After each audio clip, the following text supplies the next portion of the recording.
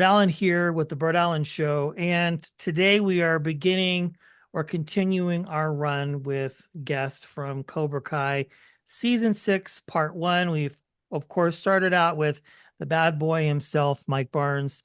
And today we have a new cast member, Brandon Lee, who plays Quan uh, on season 6, part 1. The crazy thing is, we've seen you, we've watched you, and now we have to wait so long to see what happens next. And that is probably like the most frustrating thing, but it's good because it allows us to prepare and just kind of be ready for what's to come. Thanks for your time, Brandon, Mhm. and congratulations on this great role. Sweet. Thank you so much for having me, Brett. I'm excited and thank you again. And hi to all the Brett Allen fans.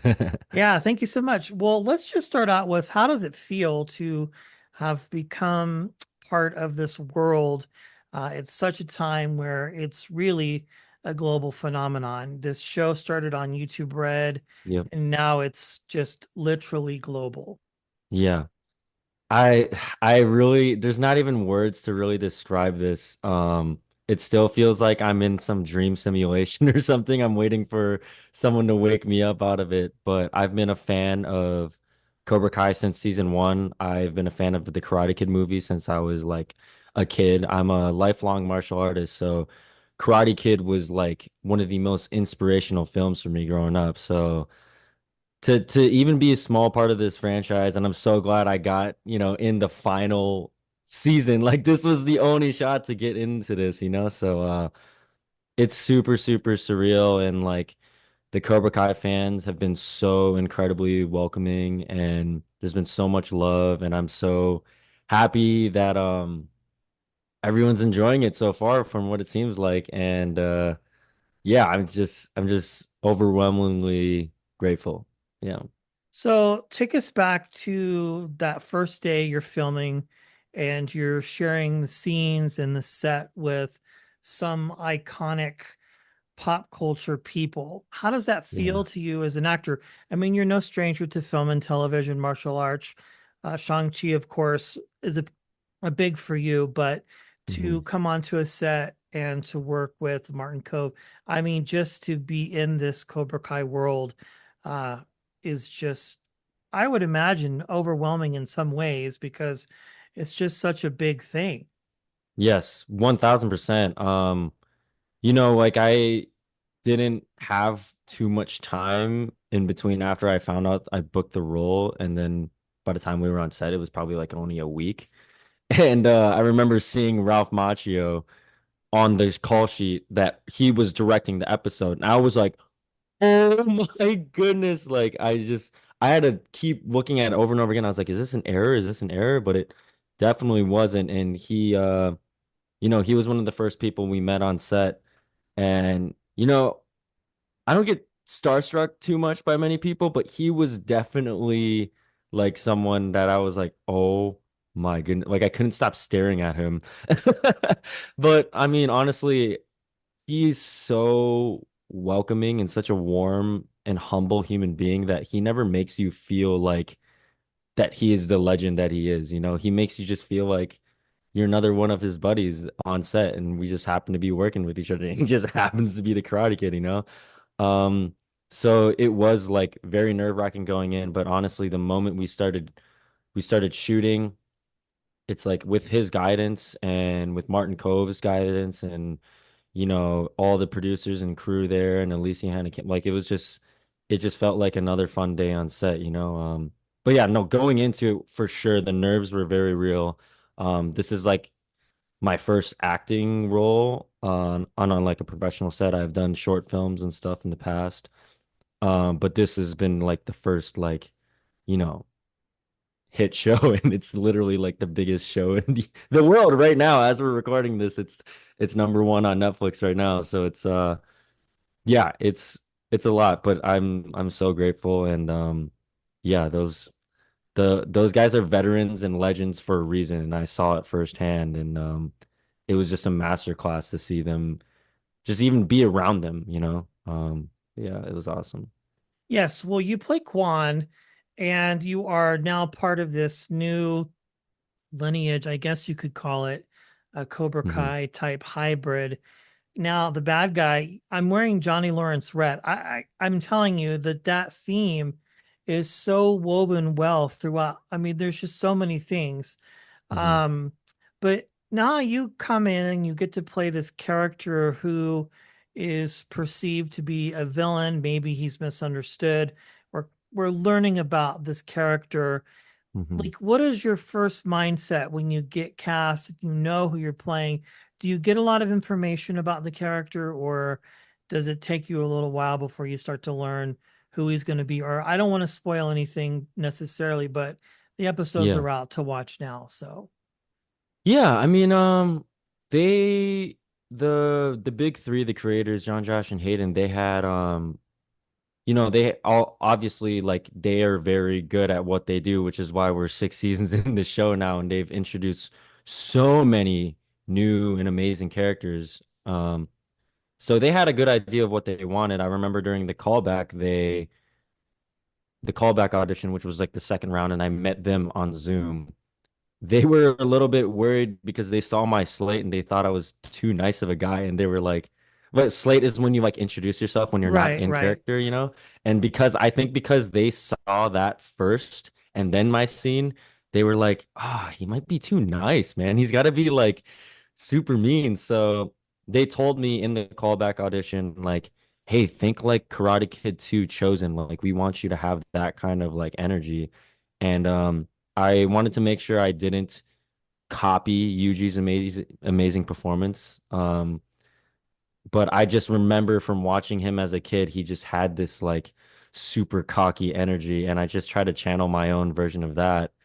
And what's so beautiful about this, and like I said, this was like my first thing, but I remember hearing a lot of veteran actors, whether it's interviews like this from a lot of other actors that I look up to, a lot of them say that wardrobe and hair and like all of this does so much to help you make the character.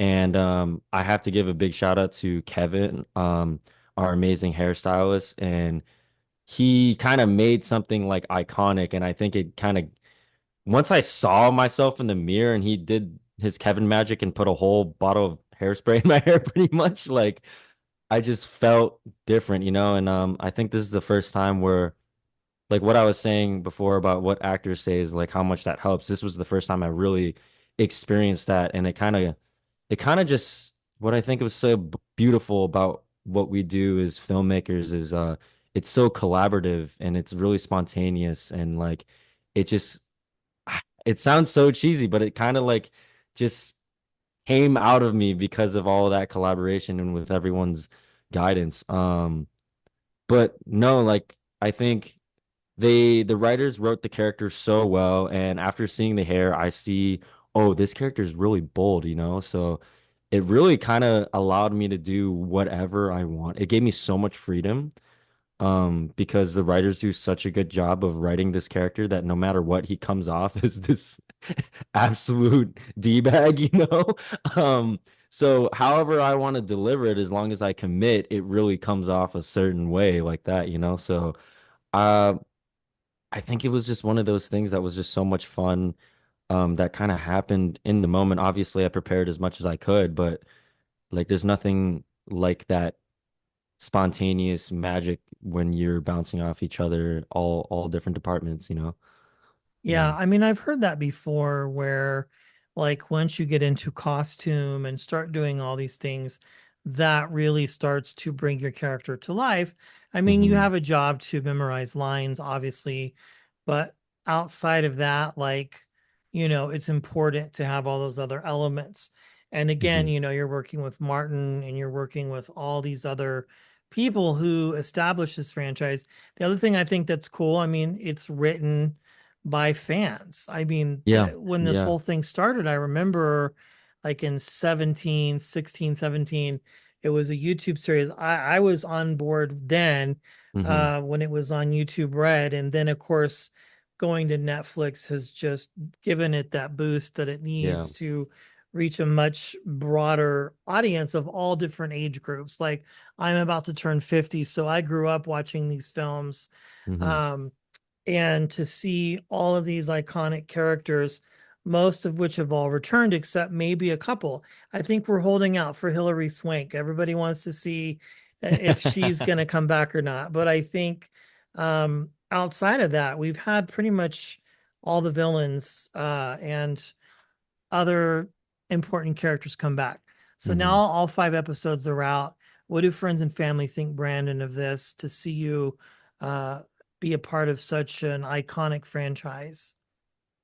It's it's been a dream come true for my family as well because like I said, I'm a lifelong martial artist, but my dad owns a taekwondo school in Minnesota, and so like our whole family are we're martial artists. So to be a part of like something as big as this, and if it wasn't for the Karate Kid, I don't even think martial arts would have been as popular in America, like, Yeah, for and sure. with Cobra Kai on top of that, anytime I remember growing up, like anytime a show like this would come out or a movie that has martial arts in it, we would always use that as a marketing opportunity for our Taekwondo school, and we would go perform at like movie theaters and stuff. So like to be like actually there, like, being a part of this show, it's like and the biggest martial arts show, it's just like it's I think it's surreal for them as well.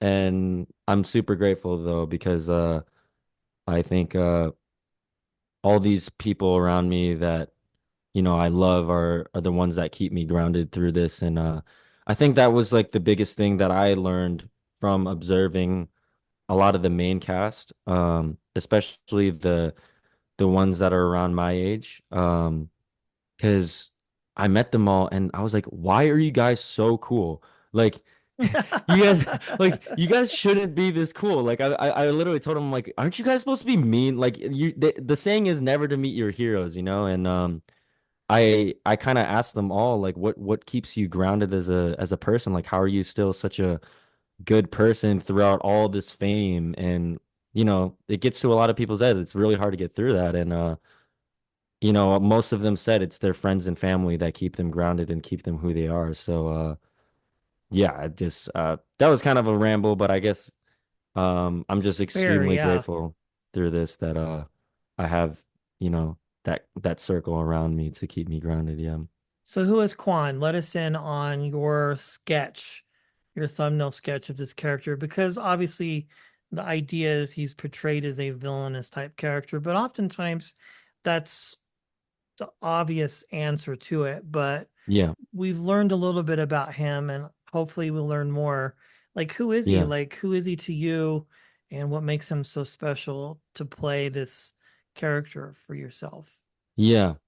I mean, I guess this is where I gotta be a little bit careful, because Yeah, like no, for sure. there's Yeah. a lot of stuff, but I guess I'll kind of answer it in the way because full disclosure, before I even shot anything in part two, I didn't know anything that was going to happen in part two as I was filming episode three. Like they were pulling me aside and telling me the Yeah. character arc and the backstory as we were filming. So like, that's what we have to do a lot of times as actors is we have to create our own backstory. I Right. mean, obviously we use with what they give us with the description, but a lot of backstory and stuff like that you kind of have to create yourself. But I think what makes Quan different from a lot of other characters in this show. I mean, like I said, there's been so many characters by now, this is how far are we into this whole franchise in general? Like 40 years, over 40 years, right? At Like, least. yeah. So, at this point it's kind of hard to bring something different to the table. Um, but I think for me, what I wanted to do was I think a lot of, especially in Cobra Kai, there's a lot of people that have bounced back and forth from being villain to join Miyagi-Do or whatever, this and that. And it's very rare where we see a purebred Cobra, and especially a character from Korea as well. So I think I wanted to channel that as much as possible. This pure, like the purest of Cobra. Like I think the moment you see episode three, all possibilities of like, oh, this dude could join Miyagi-Do at one point kind of go out the window. I mean, like you never say never, but I would hope that it seems clear. I mean, who punches someone in the throat? You know, like I it's know. crazy. Yeah. Like, I don't foresee him, just in my own surmise, yeah, as joining that rank. It would be really weird if that were to happen, in my opinion. yeah, But I mean, I think he is a very structured, very, there's a lot there, right? yeah, But he is yeah, purebred Cobra Kai, which I yeah, yeah, love. yeah. And I, even when the original films came out and I saw them in theaters, I Hmm. was always a Johnny Lawrence fan, Hmm. especially in the second one when we sort of see a different side of him getting bullied by Kreese, for losing. But then now in this world of Cobra Kai, where he's, at least as far as we know, has completely left that world, and all the Cobras have left, as far as we know, other than what we see happening in your world, Yeah, and your character being purebred Cobra. So that's very yeah. cool. Last question. How did it feel the first time you put on the gi of a Cobra Kai? Did you just feel the veins just coursing with, like, fanning out? Because that's a big deal to Do you wear that. mean the episode 3 one or the episode 5 one? Because we got different geese. Right. Well, I wasn't going to spoil it. Let's say the first. Let's let's go back and take it even further. Like when you Uh-huh. started filming, like the The very first first one. day, you get to put on the gi before we see it in 3 and 5, because they are different. You know, it felt so comfortable because I've been living, I mean, in Taekwondo we call them toboks. And now in karate they call them gis. It's Yeah, just my kind of son different, is but in Taekwondo, actually. He's a oh yellow really? belt. Yeah. Oh, nice. He's Yeah. pretty he can take a hit, and he's got a solid punch too. So Yeah. I mean, yeah, it's felt really comfortable because for me, like I could honestly say like probably close to 50% of my life I'm like living on this earth, I have been in a tobok, you know, like it's just it's like pajamas to me. So to be able to like be in that, I think that's what kind of made me feel, despite all the nerves, made me feel more comfortable on set.